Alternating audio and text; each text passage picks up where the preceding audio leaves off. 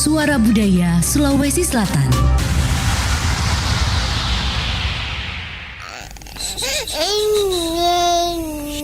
Ku ucap ku campaku parede niru nyawamu. Oh anak ajakmu teri ku pakuru sumangemu.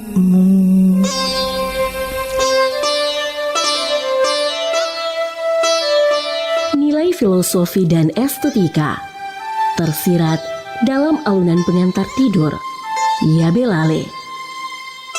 Pesan kebudayaan, kehidupan sosial, dan karakter peradaban melekat dalam setiap bait di dalam lirik lagu Yabe Lale. Yabe Lale dijadikan lagu pengantar tidur yang dahulu digunakan untuk menidurkan anak yang berisi harapan, pesan, dan filosofi kehidupan. Tercipta dari keikhlasan doa seorang ibu dan dinyanyikan dengan syahdu untuk mendoakan anak agar panjang umur, tercapai segala yang dicita-citakan. Yabe Lale, sastra lisan kuno, tradisi Sulawesi Selatan.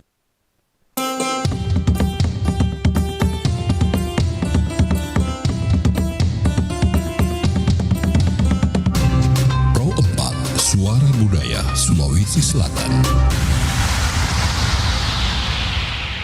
Assalamualaikum warahmatullahi wabarakatuh, sahabat budaya, dan kita berjumpa kembali di program acara obrolan RB tematik tentang pengentasan kemiskinan. Dan alhamdulillah di kesempatan hari ini, pagi ini, bersama Bapak Sekretaris Dinas Pendidikan Kota Makassar, Bapak Haji Aminuddin Tarawe MM PhD. Halo, assalamualaikum Bapak. Waalaikumsalam warahmatullahi wabarakatuh. Alhamdulillah, sehat Pak. Alhamdulillah. Iya, baik, dan kita berjumpa ini di program acara obrolan RB tematik pengentasan kemiskinan ya di Pro 4 RRI Makassar. Nah Pak, ini program strategis pemerintah Kota Makassar dalam RPJMD untuk bidang pendidikan. Yeah. RPJMD itu seperti apa itu Pak? RPJMD itu Rencana Pembangunan Jangka Menengah Daerah, yang dilakukan setiap 5 tahun. Itu adalah penjabaran dari RPJPD, Rencana Pembangunan Jangka Panjang Daerah, yang ada di Kota Makassar khususnya ya. Iya. Jadi ini memang ada salah satu fokus program strategis dalam rencana pembangunan jangka menengah daerah Kota Makassar ini Pak ya, untuk pengentasan kemiskinan di Kota Makassar. Betul. Iya. Jadi di RPJMD itu sebenarnya kan luas sekali. Ada beberapa organisasi perangkat daerah yang melaksanakan. Nah, satu diantaranya tentu Dinas Pendidikan. Nah, apa yang menjadi tanggung jawab Dinas Pendidikan itu gitu. Nah, tentu kalau kita bicara di Dinas Pendidikan, konteksnya adalah bagaimana masyarakat bisa mengecap pendidikan. Nah, khusus untuk Kota Makassar sendiri, kabupaten kota sesuai dengan Undang-Undang 23 itu, kita dibebankan ada 3 jenjang pendidikan sebenarnya, mulai dari PAUD TK, kemudian sekolah dasar dan sekolah menengah pertama. Ditambah juga pendidikan kesetaraan dan juga dengan layanan khusus untuk pendidikan dan pelatihan. Nah Pak, ini hubungan antara akses pendidikan yang berkualitas tentunya dengan kesejahteraan ekonomi masyarakat khususnya di Kota Makassar Pak. Kalau bicara pendidikan itu sebenarnya ada 3 konteks. Yang pertama aksesibilitas, kemudian mutu yang disampaikan tadi, kualitas pendidikan, dan relevansi. Nah, ketiga-tiganya ini tentu akan berkaitan. Aksesnya, pemerintah Kota Makassar tentu menyiapkan aksesnya tadi yang saya sebutkan, akses mulai dari PAUD, kemudian PAUD TK, kemudian SD dan SMP. Pemerintah Kota Makassar wajib menyiapkan itu.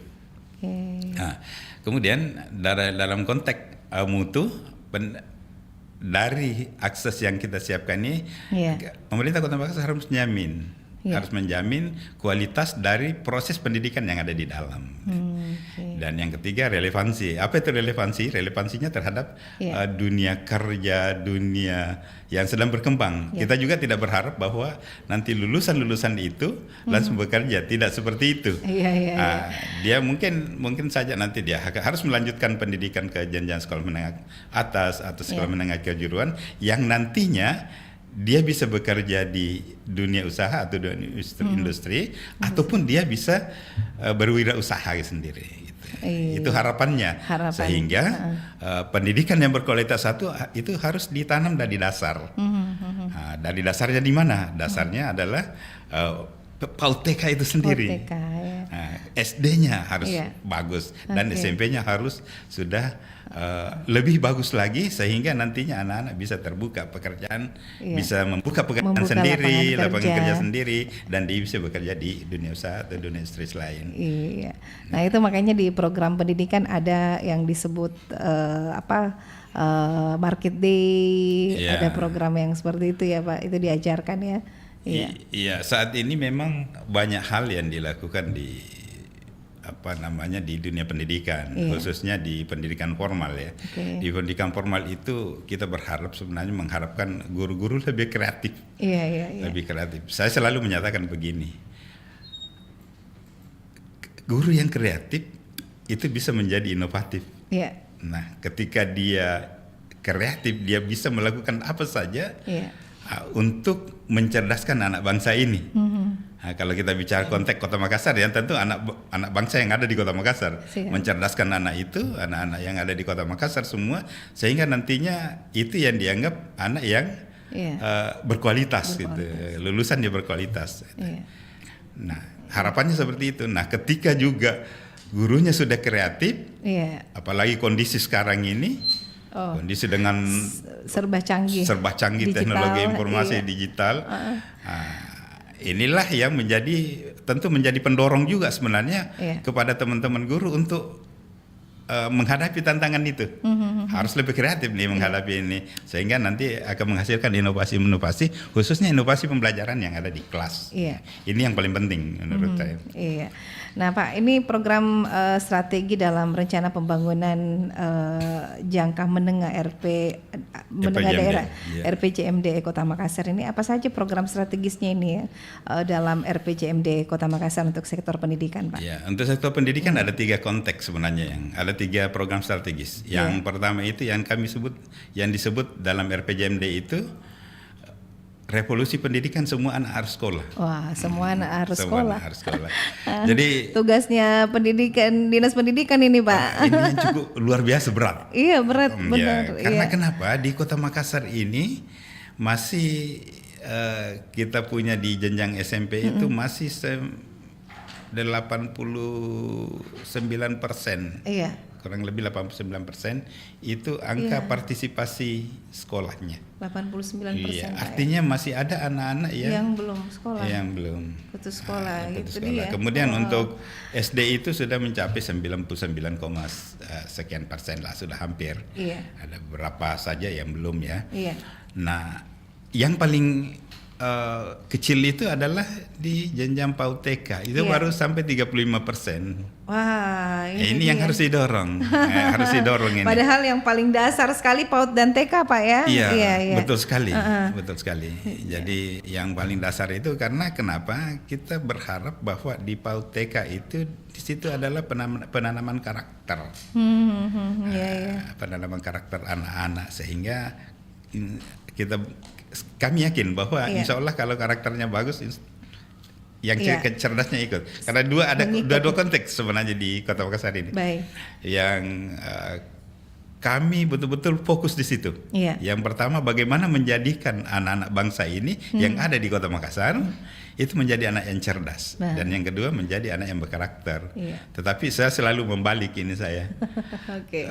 Meskipun kita selalu lebih lancar kalau saya katakan cerdas berkarakter. Tapi saya selalu balik berkarakter dan cerdas. Jadi harus berkarakter dulu baru ngikut cerdasnya Pak ya. Dan begini sepanjang yang saya tahu bahwa kalau anak-anak itu berkarakter insya Allah akan cerdas. Iya, karena pasti berpikir. Yes, of course. Tetapi kalau dia cerdas, belum tentu berkarakter. Iya. Banyak kita lihat. Iya. Yang berkarakter seperti apa? Kita orang Bugis Makassar nih. Iya, iya. Dulu orang Bugis Makassar itu kalau kita lewat saja di depan orang tua kita, kita dengan karakter kita itu matabe-tabe orang kita bilang. Kita tabe-tabe. Iya. Sekarang anak-anak cerdas. Saking cerdasnya. Saking cerdas. Cuek. Kadang cuek ya, Iya, kadang iya. cuek. Dan kita mau pergi sekolah, misalnya pergi sekolah, cium tangan orang tua, bapak ibu. Iya. Kalau ada saudara-saudara kita yang lebih tua, kita cium juga tangannya pada saat itu. Tetapi ketika sekarang ini, kadang-kadang anak-anak lupa itu. Nah, ini menurut saya karakter yang harus kita bangun kembali, bangun kembalilah di Kota Makassar ini. Iya. Nah, dengan itu ada, kalau dalam agama ya, mohon maaf, saya bilang kalau dalam agama, kalau orang biasanya orang tua kita dengan orang tua bagus, hubungan kita orang tua bagus, kemudian orang tua kita pergi untuk bersekolah dan beliau mendoakan kita, insya Allah sukses di sekolah. Amin. Iya. Jadi makanya itu yang di tingkatan PAUD dan TK itu harus ditingkatkan. Ini kan cuma 35%, Pak. Ya, jadi sampai saat ini masih 30%. Nah, saya selalu menghitung sebenarnya ini. Saya selalu hitung jumlah lulusan SD di tahun 2023 kemarin. Iya. Itu mencapai 23.000. Iya, baik. Nah, kalau kita lihat, kita hitung ya, hitung 23.000 dikali dengan 35%, berarti hanya ada kurang lebih 8.000 anak-anak yang mengecap PAUD TK di setiap tahun. Berarti ada masih kurang lebih 12 sampai 14.000 yang belum mengecap. Nah, kalau kita hitung seperti itu, bagaimana kita mendorong anak-anak ini nanti yang PAUD TK ini anak-anak yang belum mengecap pendidikan PAUD TK bisa mengecap itu. Karena hal yang paling penting di PAUD TK itu adalah pendidikan karakternya. Pendidikan karakter, iya. Bagaimana itu tadi persisnya tabe-tabe, apalagi kan kalau sudah SMP itu, waduh, luar biasa. Banyak pengaruh-pengaruh dari luar, Pak ya. Betul sekali. Apalagi dengan anak-anak bebas memegang teknologi, handphone. Mereka bisa mengakses apa saja. Apa saja, kapan saja, di mana saja. Dia bisa mengakses itu semua. Jadi ini program dari Dinas Pendidikan Kota Makassar ini supaya anak yang putus sekolah itu, karena kan biasanya sekarang kalau kita mau cari pekerjaan, tamatan SMP susah ya, Pak. Tamatan SMP saja, SMA saja susah, apalagi SMP. Itu dia. Nah, tentu saja tadi kan saya katakan bahwa masih ada anak-anak yang belum. Nah, itu kita siapkan. Kita siapkan kalau misalnya anak itu dia senangnya di pendidikan kesetaraan. Ada kita bangun, ada paket A, ada paket B, ada paket C yang juga mereka belajar. Nah, di paket C ini, di paket pendidikan kesetaraan ini, bukan saja mereka diajari pengetahuan, tetapi ada skill. Seperti misalnya bagaimana dia memasak. Ada contoh. Di kami punya sanggar kegiatan belajar itu dengan pendidikan kesetaraan yang ada di Jalan Saweri Gading ini. Itu ada namanya SKB Ujung Pandang. Di situ anak-anak diajar bukan sekedar pengetahuan, tetapi diajar skill juga. Mereka memasak, bagaimana memasak, membuat kue, menyablon dan sebagainya. Banyak keterampilan yang diajarkan di situ. Harapannya adalah ketika misalnya anak ini tamat paket A atau yang setara SD, paket B, apalagi paket C yang setara SMA, dia sudah bisa membuka lapangan kerja sendiri, ada skill, keterampilannya. ada keterampilannya. Iya. Nah, itu dia. Jadi mungkin pendengar atau masyarakat yang sulit untuk mendapat hal yang seperti itu, misalnya mau ke paket A, paket C itu tadi yang ujian itu biasanya ke sekolah dekat tempat tinggalnya. Sebenarnya sih ada beberapa pendidikan kesetaraan itu ada beberapa macam. Ada beberapa, ada yang PKBM namanya ya. Ada PKBM itu lembaga-lembaga kelompok belajar yang melaksanakan pendidikan kesetaraan. Tetapi yang kita bangun kalau kita ada 2 di negeri yang ada di Kota Makassar itu. Baik. Yang pertama ada di ujung pandang ini, yang ada Sarewi Gading. Yang kedua itu ada di Biringkanaya. Di Biringkanaya itu di daerah Salodong sana. Iya. Itu Salodong. ada satu. Iya. Dan anak-anak, sekali lagi anak-anak tidak hanya diajar untuk mereka mendapat ijazah atau tamat memperoleh knowledge-nya yang pengetahuannya yang ada, tetapi anak-anak juga diajar untuk mereka mendapatkan skill. Life skill lah kalau istilahnya. Jadi selesai harus bisa bagaimana caranya untuk bisa mendapatkan income lagi hasil dari keterampilannya. Sangat setuju. Iya, itu salah satu program dari Dinas Pendidikan Pemerintah untuk pengentasan kemiskinan, Pak ya. Itu satu program strategis yang satu. Jadi semua anak harus sekolah, itu baru satu. Oh, semua anak harus sekolah ya. Nah, program prioritas yang dilakukan untuk peningkatan infrastruktur sekolah, kualitas guru dan kurikulum berbasis keterampilan ini menghadapi tantangan ekonomi lokal, Pak. Iya, saat ini masih terkait dengan itu tadi. Jadi revolusi pendidikan itu ada kita sebutnya dengan anak-anak bisa menguasai satu seni, kemudian satu olahraga, dia wajib untuk menguasai itu. Ini keterampilan-keterampilan mungkin dapat mereka peroleh. Kemudian ada lagi yang disiapkan oleh sekolah, yaitu ada yang kita sebut dengan smart school, smart class. Nah, ini tentu akan mendorong anak-anak untuk lebih meningkatkan kompetensi mereka. Jadi kembali lagi penggunaan teknologi informasi yang memang lagi tren sekarang, ini yang kita dorong. Sehingga jadilah apa yang disebut tadi dengan smart class, ada smart school. Beberapa sekolah kami itu kita sudah siapkan infrastrukturnya. Apa itu yang infrastruktur seperti misalnya di sekolah itu, di kelas itu harus ada smartboard. Supaya anak-anak lebih mudah. Kalau dulu zamannya saya mungkin masih pakai kapur tulis. Mungkin zamannya Ibu mungkin pakai spidol ya. Masih dapat di kapur saya, Pak. Nah, sekarang anak-anak kita di sekolah sekarang anak-anak tidak banyak menggunakan kapur, tidak banyak, tapi menggunakan semua rata-rata smartboard, digital. Bahkan ujian pun mereka digital. Bawa handphone. Bawa handphone.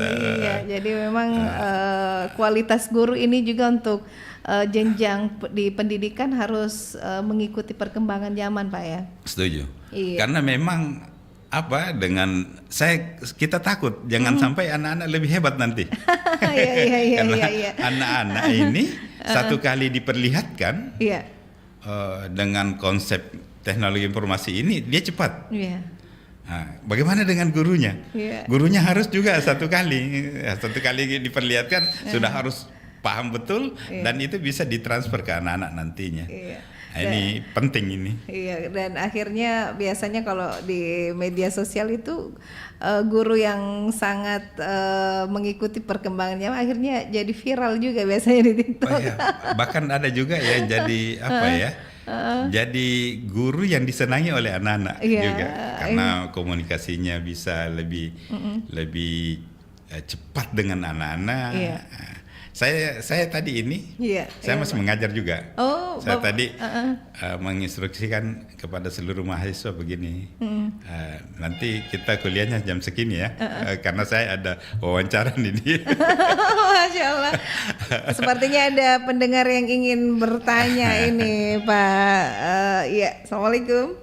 Halo. Assalamualaikum warahmatullahi wabarakatuh. Waalaikumsalam warahmatullahi wabarakatuh, Pak. Saya Haji Marzuki, menyimak dari tadi. Lalu saya kembali malam lupa ketika saya diajar oleh seorang guru. Nah, pertanyaan saya, kenapa pesan-pesan guru itu Pak sekalipun 50 tahun masih ingat sampai sekarang? Nah, saya berpikir bahwa ada hubungan batin antara guru dengan murid. Sehingga sangat mengesankan. Itu yang perlu dimiliki oleh seorang guru di samping kompetensi yang lainnya. Saya ingat waktu itu saya sangat mencintai guru saya. Sangat-sangat patuh. Kalau beliau misalnya masuk pekerangan, membawa sepeda, saya suruh berhenti lalu saya antar sepedanya. Kalau hari-hari libur saya dipanggil ke rumahnya bekerja bakti dan seterusnya. Ada hubungan batin yang kuat antara guru dengan murid. Di situlah tadi kuncinya bahwa salah satu hal yang mana bisa kita menerima ilmu adalah terjadinya hubungan batin antara guru dan murid. Bagaimana seorang guru menyayangi muridnya dan bagaimana seorang murid mencintai gurunya. Terakhir, ketika Jepang runtuh oleh bom Hiroshima dan Nagasaki, maka raja bertanya, bukan dia tanya berapa senjata yang tinggal, tapi dia bertanya, masih adakah guru yang masih hidup? Inilah sebuah renungan. Terima kasih.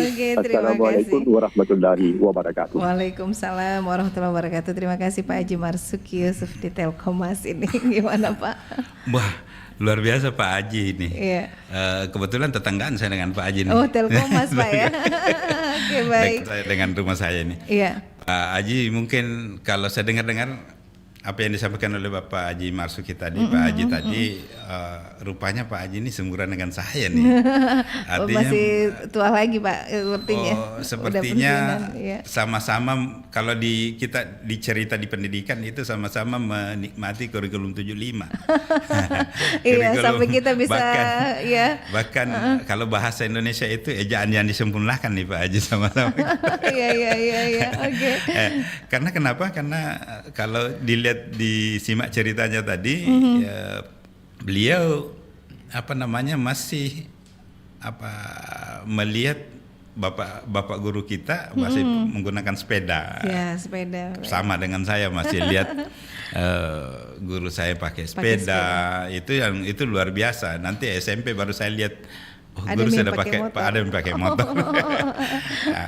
Zaman-zaman itu memang benar sekali, biasanya guru kita mengundang kita, memanggil kita untuk bekerja, membantu membersihkan di rumahnya, halaman rumahnya, karena Bapak guru waktu itu mereka mengajar, kemudian mereka mengajari kita.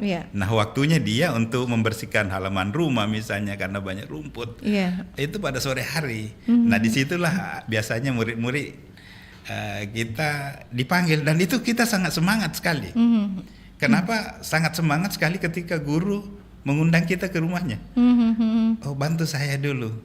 Oh iya Pak, kita semangat. Biasanya hanya 2 atau 3 orang yang dipanggil, kita biasanya rame-rame datang. Langsung rame-rame. Rame-rame, kenapa? Karena begitu kita mencintainya guru, mencintai guru kita saat itu. Sama dengan yang disampaikan oleh Pak Haji. Dan yang terakhir tadi Pak Haji sampaikan benar sekali Pak.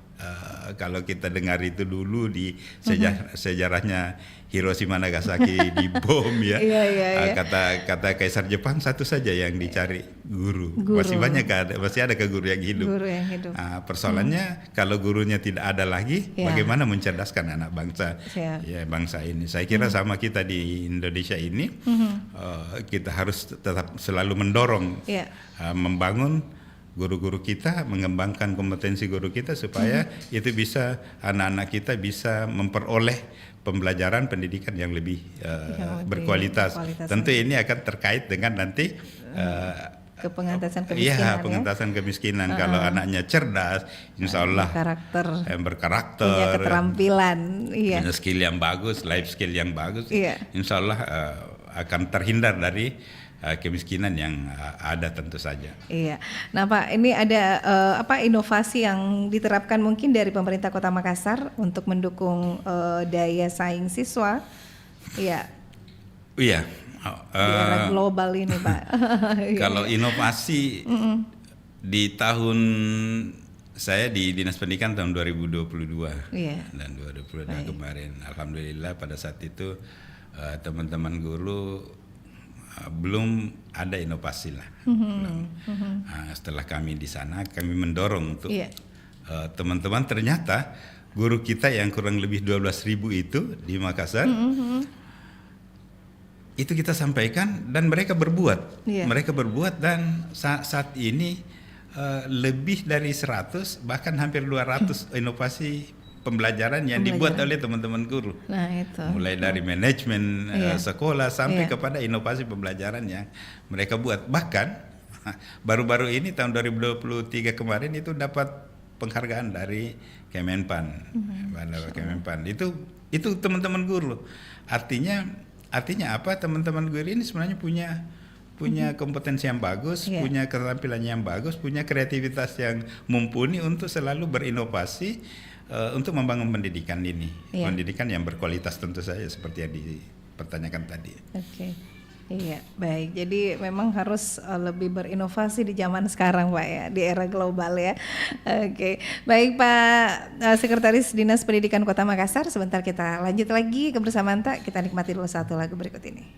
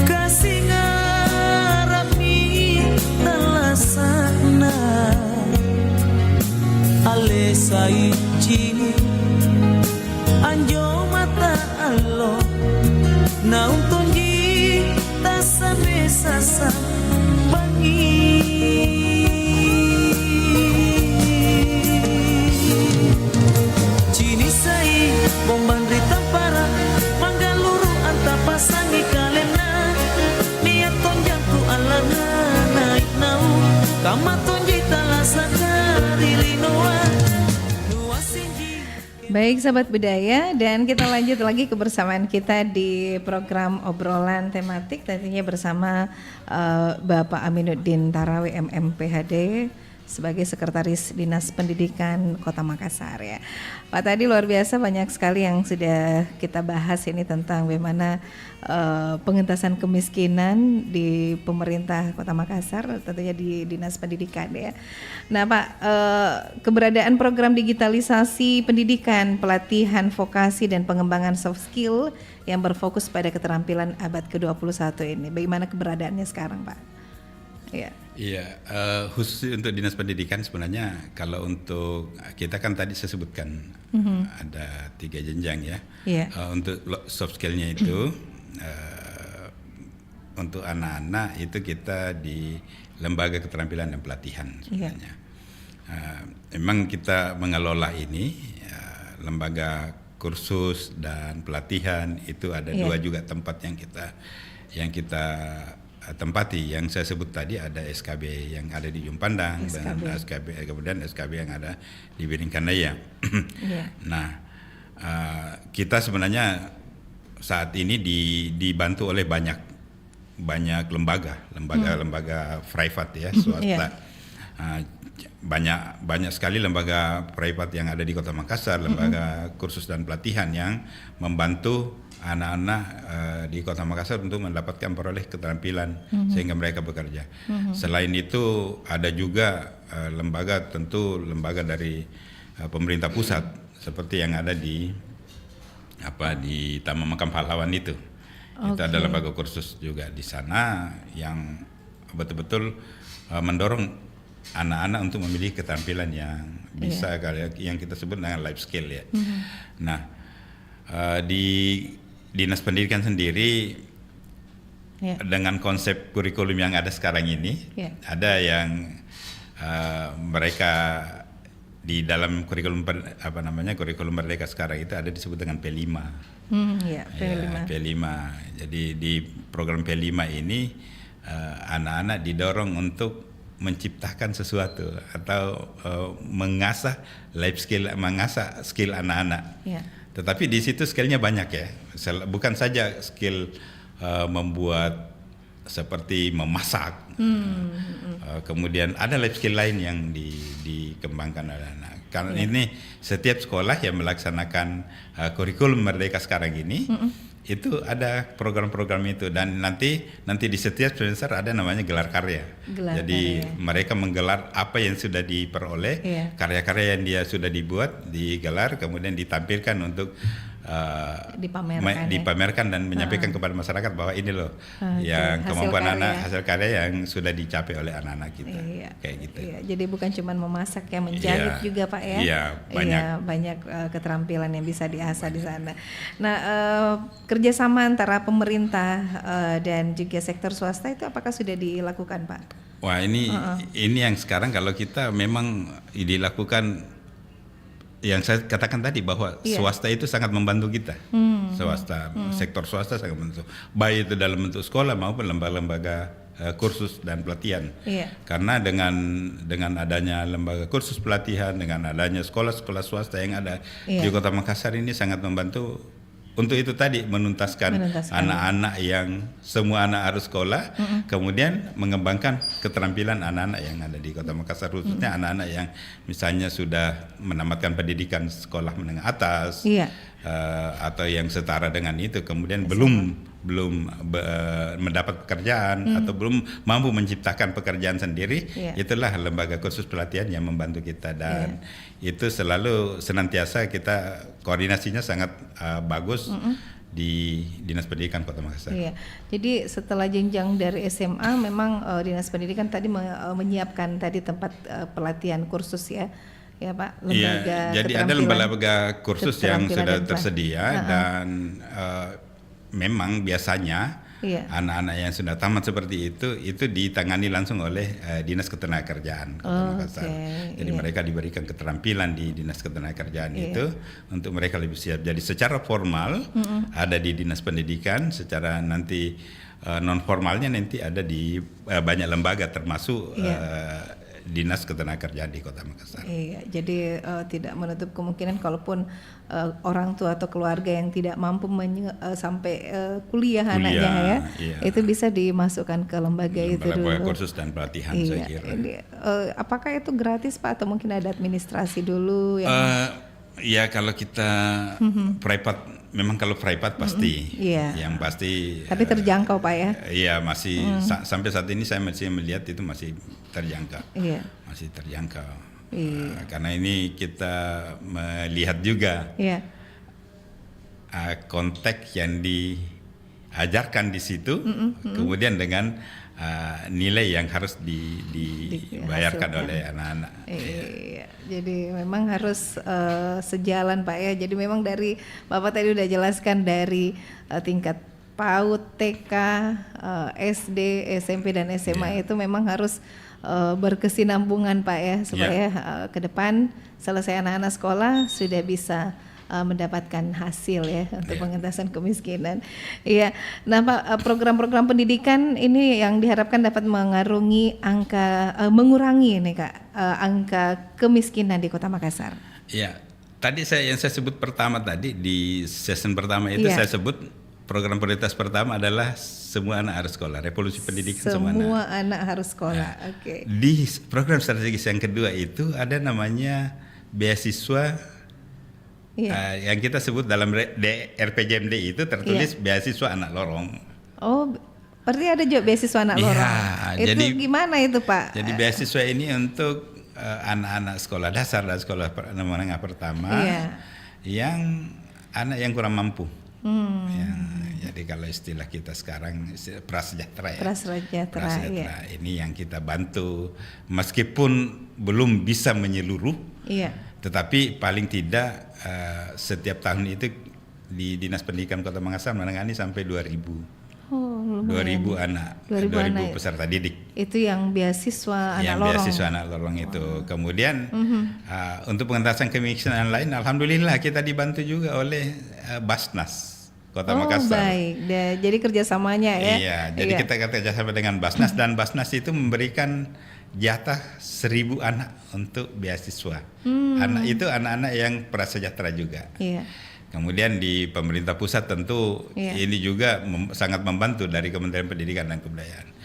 Di tahun ini dibantu kurang lebih 4.000 lah, 4.000 peserta didik. Semakin meningkat Pak ya. Iya. Alhamdulillah. Jadi kalau kita lihat 4.000, kemudian ada 2.000 dari Makassar, kemudian ada 1.000 dari dari Basnas itu tadi, kurang lebih 7.000 anak-anak sudah terbantu. Ini saya kira konteks yang bisa pengentasan kemiskinan. Sehingga anak-anak ini bisa mengecap pendidikan, bisa bersekolah, khususnya di jenjang pendidikan dasar. Iya, itu yang paling banyak kayaknya SMP Pak. Rata-rata itu biasa kita ini dapat di jalan. Saya tamat SD, terus kenapa pergi jadi gepeng ya? Iya, rata-rata itu Pak, jenjang dari SD mau masuk ke SMP tuh banyak yang tidak sekolah lagi di situ. Alhamdulillah kita di Makassar ini ada semacam ada tim kita, pemburu sebenarnya, pemburu anak-anak yang. Jadi saya cerita baru-baru itu ada salah satu teman staf ahli di pemerintah Kota Makassar. Beliau menelpon ke saya menyampaikan, Pak Sekdis, itu ada anak-anak tadi di jalan pas di lampu merah saya tanya. Dia menjual sesuatu, kemudian saya tanya, "Kamu anak sekolah ya?" Tidak bersekolah lagi. Kenapa? Akhirnya beliau minggir untuk bercerita dan habis itu menyampaikan ke kami, termasuk alamatnya disampaikan. Alamatnya. Ya, kemudian esoknya itu malamnya dia sampaikan ke saya. Iya, besoknya langsung. Esoknya saya sampaikan juga Pak Kadis, kemudian Pak Kadis langsung menindaklanjuti. Kita utus 2 orang untuk menyambangi ke rumahnya. Dan ternyata memang benar, anak itu tidak lagi bersekolah dan kita langsung masukkan ke sekolah umum kembali dan ya seperti itulah kita sekarang ya. Jadi harus memang turun ke lapangan langsung ini Pak. Harus child hunter ya. Pemburu jadi anak-anak. Jadi kalau misalnya saya Pak dapat anak yang kayak begitu, saya mesti lapor kemana ini Pak? Silakan sampaikan ke Dinas Pendidikan. Insya Allah kita akan sambangi ke rumahnya. Kemudian nanti kita arahkan di mana sekolah yang terdekat yang bisa ditempati anak itu bersekolah. Kita akan dorong itu. Dan insya Allah kita akan arahkan dia untuk memperoleh beasiswa yang ada di Dinas Pendidikan. Di Dinas Pendidikan. Iya, karena memang sayang sekali kalau kita lihat anak-anak baru jam begini, ini kan jam sekolah, kenapa pergi menjual-jual. Iya. Apa kira-kira dampak positif pendidikan ini terhadap keterampilan kerja, daya saing tenaga kerja dan peningkatan ekonomi keluarga ini, Pak? Saya kira gini memang. Kalau kita bicara dampak positif sangat positif sekali. Kalau kita anak-anak kita berikan life skill, kemudian itu yang bisa dikembangkan dalam dirinya. Saya kira banyak ya, banyak kalau kita lihat biasa membaca buku-buku biografi seseorang, kadang-kadang kita heran-heran juga kan, ini orang biasa-biasa saja kok tiba-tiba sekarang luar biasa. Kenapa ya? Apa yang ternyata mereka punya life skill, ternyata mereka punya hal yang kecil yang dia bisa kembangkan dalam dirinya. Ini tentu yang harus ditanamkan ke anak-anak kita, sehingga mereka mampu berpikir nanti lebih ke depan, bisa menghadapi tantangan masa depan ini di era yang disebut tadi ya. Oke, ya jadi bisa meningkatkan ekonomi keluarga dan itu yang paling penting juga. Pengentasan kemiskinan. Tantangan terbesar ini sebagai Sekretaris Dinas Pendidikan Kota Makassar ini untuk pelaksanaan program-program pendidikan yang sudah disampaikan tadi nih Pak. Buat saya sih, kalau saya secara pribadi ini bukan bukan jadi tantangan. Bukan menjadi tantangan, karena kita melaksanakan secara baik, secara kita berada di dalam rel yang ada, kan di pemerintah kota itu, di pemerintahan itu kan sudah ada rel, ada rel, harus lewat relnya lah. Kalau relnya itu yang saya sebut dengan aturan, itu yang saya sebut dengan rel. Rel itu adalah aturan. Kalau kita berada di alur yang benar, kita laksanakan dengan baik, insya Allah kita akan sampai pada tujuan yang dan kita enjoy melaksanakan. Makanya saya tidak pernah menyebutnya sebagai tantangan, tetapi ini adalah harus dijalankan, Pak, harus dijalankan dengan baik, dengan baik, dan kita tidak pernah menyatakan bahwa ini susah gitu. Ini susah. Kita laksanakan saja dulu. Laksanakan, kalau ada sesuatu, itulah muncul kreativitas di situ. Muncullah inovasi. Semakin banyak yang disebut tantangan tadi itu yang Ibu sampaikan, itu semakin kita bisa lebih kreatif. Yang penting intinya carikan jalan keluar. Yang penting jangan keluar dari aturan koridor yang ada. Karena saya selalu sampaikan kepada teman-teman, menjadi pegawai itu satu saja, sama dengan kereta api saja. Iya Pak. Kereta api itu kapan dia keluar relnya, nyungsep dia. Jadi pegawai juga begitu, pegawai kita sebagai seorang pegawai lewat saja di rel. Kalau nggak mau nyunsep, lewat di relnya saja. Ada aturan, ikut aturannya. Nah, kalau keluar dari aturan itu berarti nyungsep itu. Jadi kayak seperti itulah. Terus kalau tantangan di anggaran dengan program-program itu apakah sudah sejalan, Pak? Kalau anggaran dengan program yang ada, yang diberikan kepada kita, karena memang ada 3 tadi ya. Saya ulang. Yang pertama revolusi pendidikan semua harus sekolah, kemudian beasiswa anak lorong yang kemudian yang ketiga itu ada namanya perkuatan keimanan umat. Perkuatan keimanan umat ini. Ini program strategis yang ada di Dinas Pendidikan. Perkuatan keimanan umat ini untuk membangun karakter tadi. Jadi kalau kita bicara anggaran tadi, bicara anggaran dengan itu semua ya terkait dengan itu, ada kita membangun infrastruktur yang ada di sekolah-sekolah. Meskipun kita punya sekolah yang cukup banyak. Di sekolah negeri saja itu kan 314 sekolah untuk SD. Kemudian SMP negeri itu kita ada 55, dan ini kita dorong untuk membangun infrastrukturnya terus, memperbaiki infrastrukturnya secara setiap tahun kita perbaiki. Jadi kalau kita mau satu kali tentu susah, kita harus sesuaikan dengan budget yang ada di Dinas Pendidikan saja. Kemudian di dalam konteks yang lain, untuk membangun anak-anak itu tadi yang saya bilang,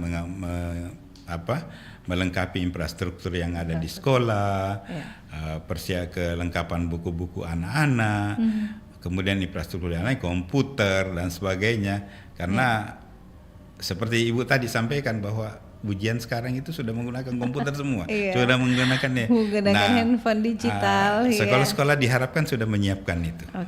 Sekolah harus menyiapkan infrastrukturnya, komputernya atau laptopnya sudah harus disiapkan oleh sekolah supaya anak-anak kita ini betul-betul datang untuk bersekolah.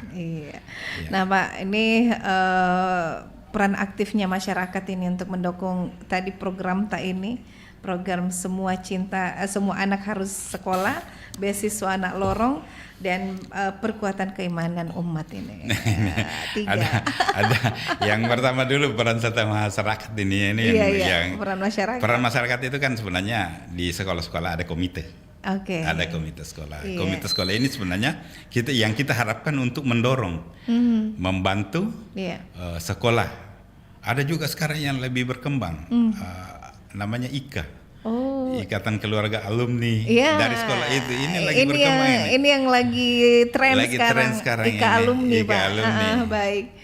Alhamdulillah, beberapa IKA Alumni itu ada yang sempat kami lantik, ada yang pengurusnya maksud saya. Lebih terprogram lagi, Pak ada acara-acaranya dia undang kami mendorong itu.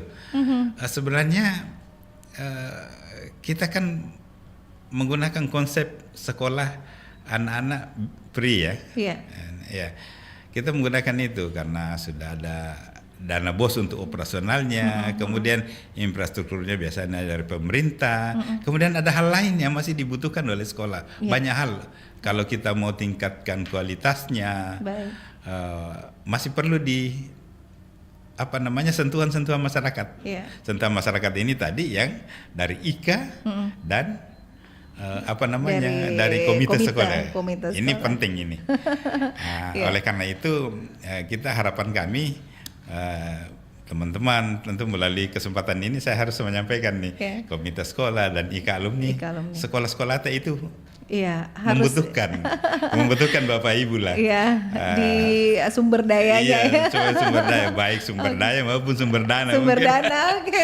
Bantulah karena hanya dengan itu, dengan kolaborasi itu kita bisa membangun sekolah jauh lebih bagus nanti ke depan. Yang kedua tadi apa ya? Saya lupa tadi. Perkuatan keimanan umat jadi kita mendorong juga itu. Karena kenapa kita mendorong program strategis ini? Karena yang saya sebutkan tadi bahwa yang ingin dicapai adalah pendidikan karakter anak-anak. Insya Allah kalau akhlaknya anak-anak bagus, karakternya juga bagus. Saya ada punya pengalaman sebenarnya. Ini yang penting ini pengalaman. Cerita Pak. Saya cerita. Waktu kami sampaikan, orang bertanya, bagaimana caranya Pak? Saya bilang di sekolah-sekolah kita di Makassar ada nggak tempat yang bisa ditempati anak-anak untuk misalnya pada saat duhur, mereka salat duhur di situ.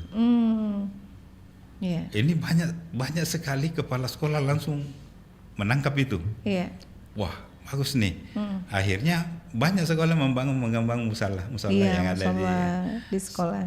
Itu yang saya mau cerita pengalaman ini, bahwa ada satu sekolah saya diundang untuk meletakkan batu pertama musolanya. Masya Allah. Saya tanya. Kebetulan ibu guru kepala sekolahnya, Bu, ini berapa hari mau dikerja ini?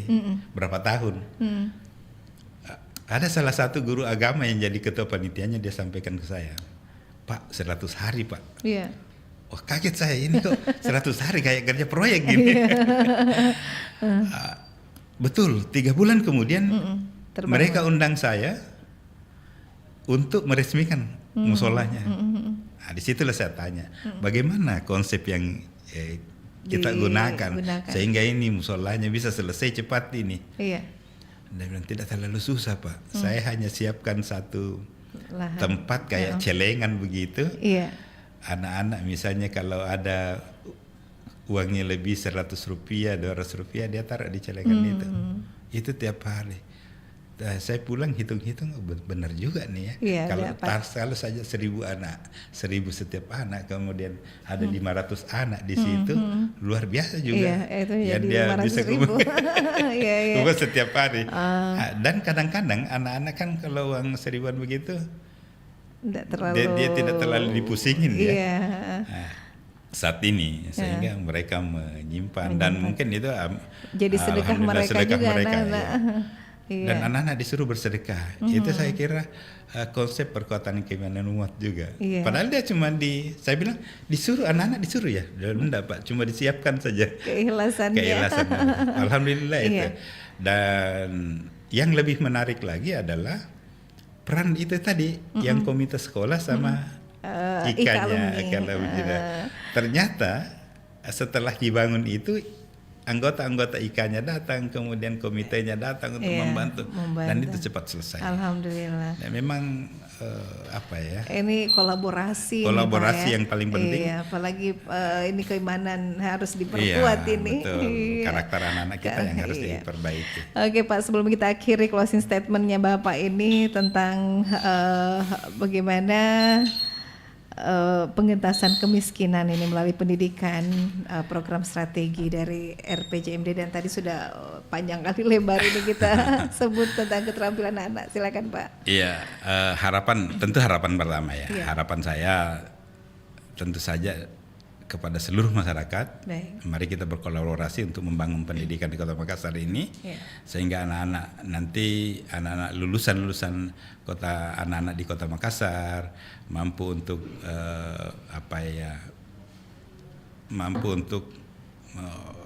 menghadapi tantangan ke depan. Ini yang harus kita lakukan, menghadapi tantangan ke depan, karena tentu semakin ke depan ini semakin berat yang dihadapi anak-anak kita tentu saja. Oleh karena itu mereka harus kuat menghadapi itu. Bagaimana dia kuat? Tentu kompetensinya harus bagus. Kalau kompetensi bagus, kemudian apalagi ditunjang dengan karakter yang baik, insya Allah anak-anak kita di Kota Makassar ini tidak ada lagi yang tidak sukses di masa akan datang. Baik, terima kasih Pak Sekretaris Dinas Pendidikan Kota Makassar Haji Aminuddin Tarawe MMPhD yang sudah hadir di kesempatan siang hari ini. Bapak, terima kasih banyak, ilmunya juga tadi sudah berbagi ini.